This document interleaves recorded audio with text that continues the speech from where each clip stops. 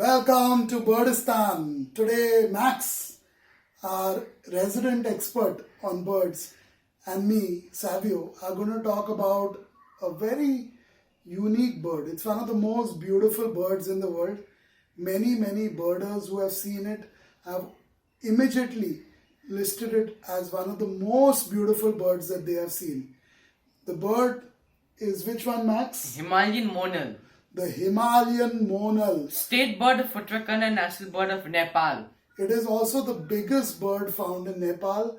It is as tall as 3 feet almost. When it stands up upright, it's almost 3 feet tall. 33 to 36 inches tall. And its length also is between 2 to 3 feet. You can imagine that such a big bird found in India, Nepal and neighboring countries. We'll discuss more on that in the habitat section. The Himalayan Monal is the male is multicolored. The plumage multicolored, and it has a metallic tinge to it, which makes it look so royal. It has a long metallic crest. It has a only the male. Yes. Only the male has a metallic crest. You know, it's a greenish metallic green crest, and that crest is so valuable. Unfortunately, people poach on this bird, Himalayan Monal, because of that crest on the male Monal, and to make hats out of it and to make it like a good looking hat or cap. So that's the unfortunate bit of it, but it's so beautiful.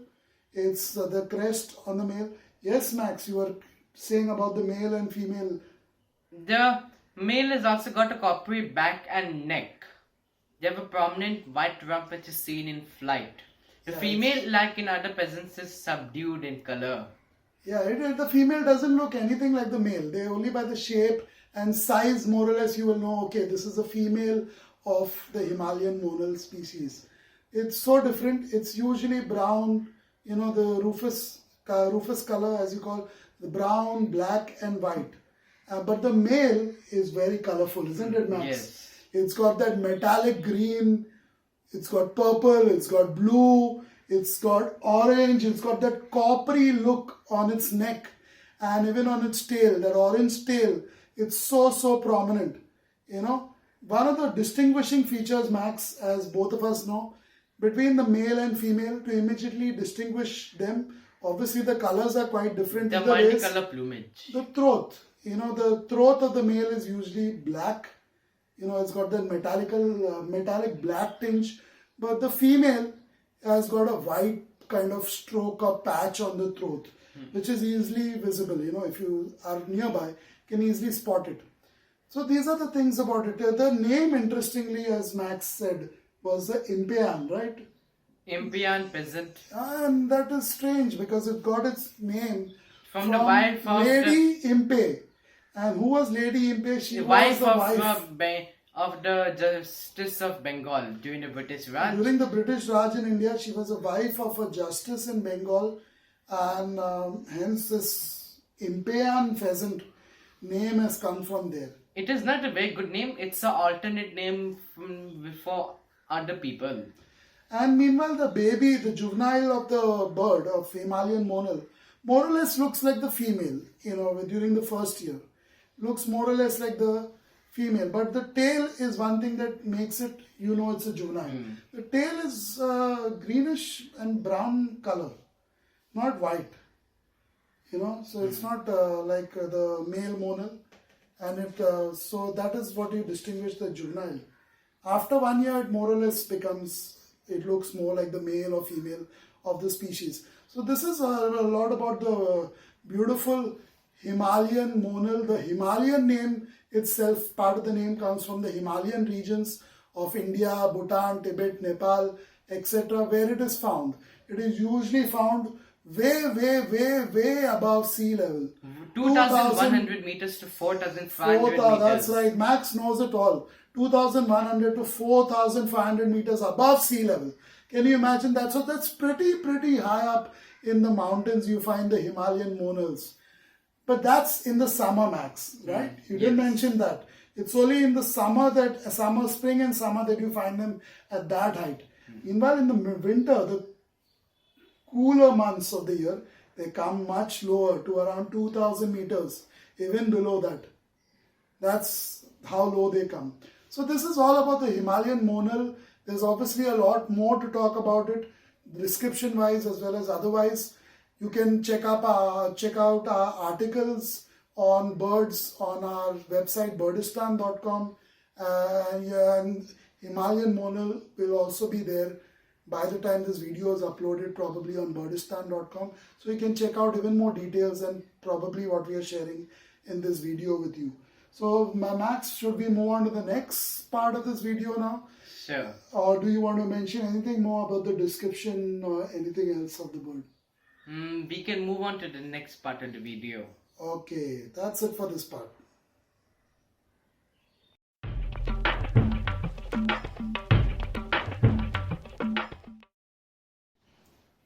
Let's get to the sounds of the Himalayan Monal. Like any other pheasant out there, the sounds that they make are pretty similar to other pheasants.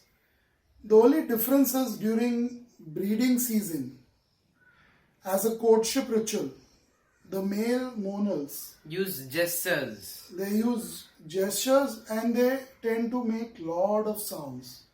You know, they coo a lot more while they are about to breed, about to mate, in other words, with the female Himalayan monal. So at that time, you'll hear a lot more sounds coming out of the Himalayan monal's mouth.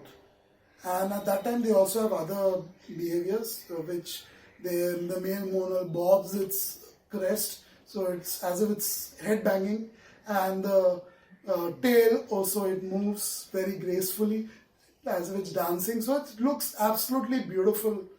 When you see the Himalayan Monal during the breeding season or any other time of the year.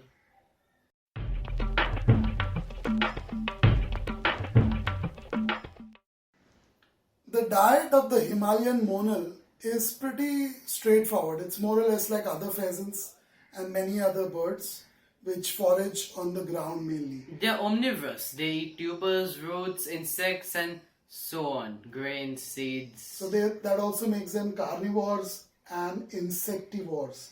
Insectivore is They're granivorous and frugivorous. Is a bird that also eats insects. Insects is a major part of the diet. And carnivore is anything that is not a vegetable or fruit and which is a meat item. So this is what they eat. They eat roots, tubers, seeds, grains, insects.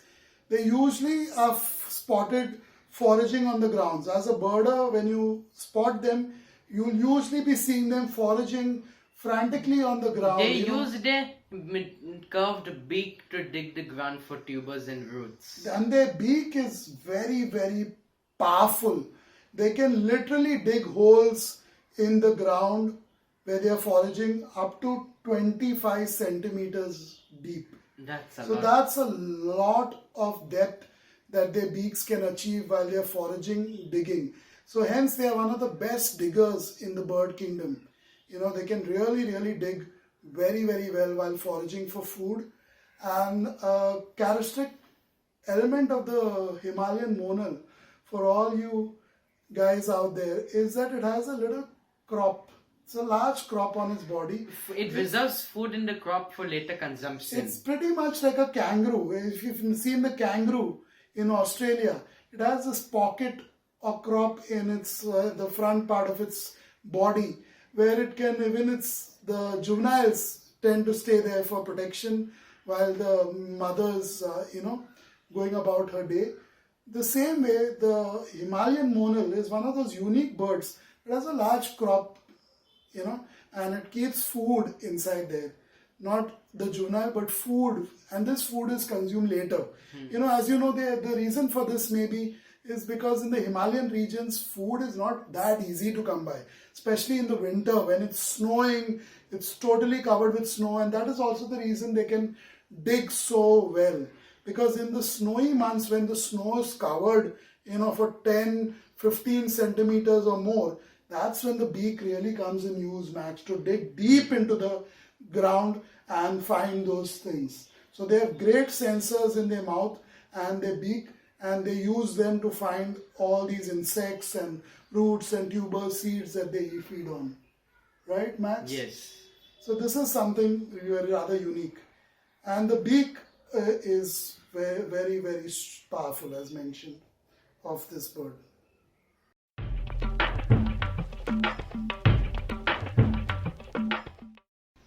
Max, where are these birds found? The Himalayan Monal. The name itself, Himalayan, reveals a lot to our viewers and you, right? Where are they normally found? Normally in the mountains, they're known to live on the oak, conifer and pine trees and the top of them.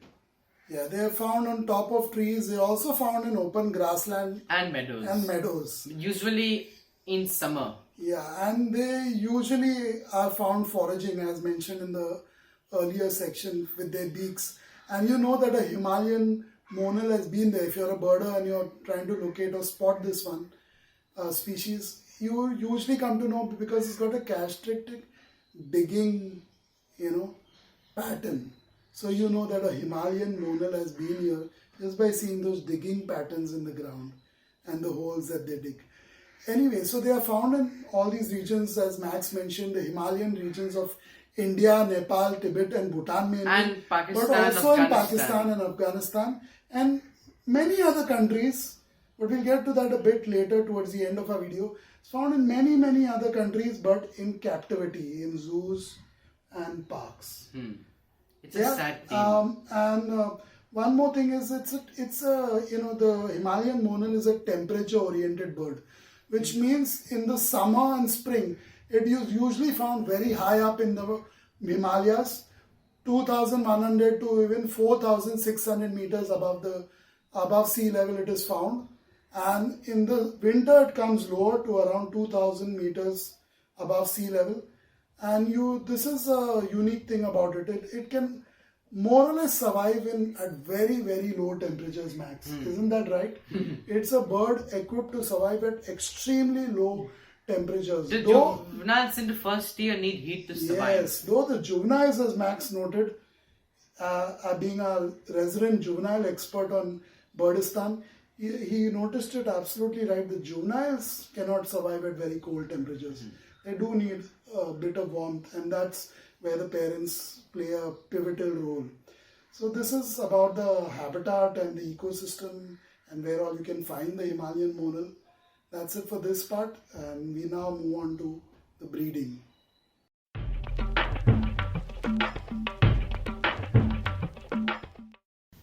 So basically, the breeding season of the Himalayan Monal is pretty interesting, Max, right? It is June, actually April to August.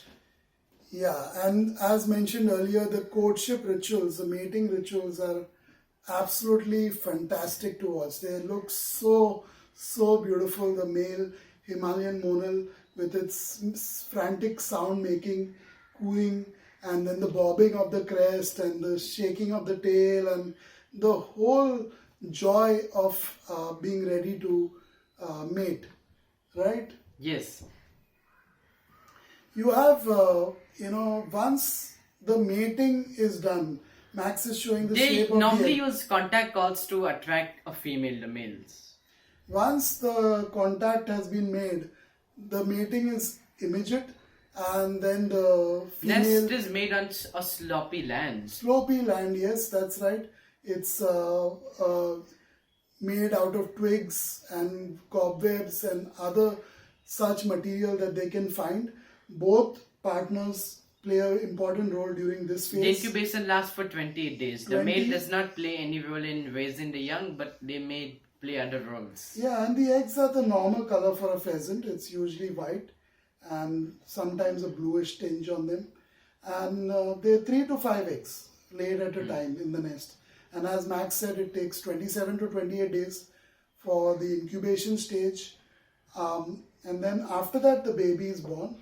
During the first 3 months, the baby is quite dependent. The baby Himalayan Monal is quite dependent on the mother, especially for food and survival. Until 6 months, they are still dependent, but less dependent than the first 3 months. After 6 months max, they're completely independent. They can forage for food on their own. They can do most routine tasks on their own.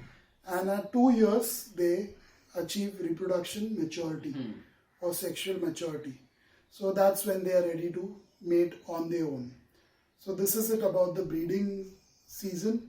And yeah, I mean, during the breeding season, it's as I said, the courtship rituals. Birders will definitely love to watch these courtship rituals. I myself, Max also, we personally haven't seen these courtship rituals, so we are looking forward to doing so. So the seasons, the months of the breeding season are, Max, once again, to remind all our viewers. April to August. April to July, August is the breeding season, and usually April, May is the peak. May is the peak season. Can be extended till June. But May, June is the peak season, Max. So that's when you'll see most of it happening. The only thing is they're usually on higher ground. Yeah, but beautiful. Everything about this bird is majestic, is beautiful. It is one of the most beautiful birds you'll ever see, and hence it is the state bird of Uttarakhand, as mentioned before, and the national bird of Nepal. Can you imagine that? A 3 feet tall bird, the male weighing at its, when it's fully mature, at 2 years, it weighs 2.4 to 2.6 kgs, and the female weighs 2.2 to 2.4 kgs. So it's quite a heavy bird, man. Very heavy. And in fact, it's 10 to 12 times bigger than the average house crow and pigeon, blue rock pigeon. So it's 10 to 12 times bigger than that. So you can imagine, maybe a crow is this much. You have the Himalayan Monal, which is so big. 10 to 12 times bigger. It won't even come in our camera frame. It's that big. If it's as close as what we are sitting from our camera. Yeah.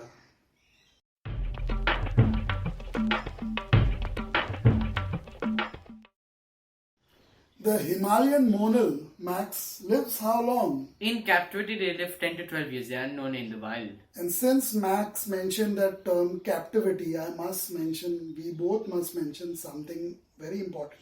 We advise not to keep them captive and not to unethically keep them from nature away. And don't even keep them as pets. I know they are incredibly beautiful birds, and you'll just fall in love with them. Just seeing them, it's like love at first sight.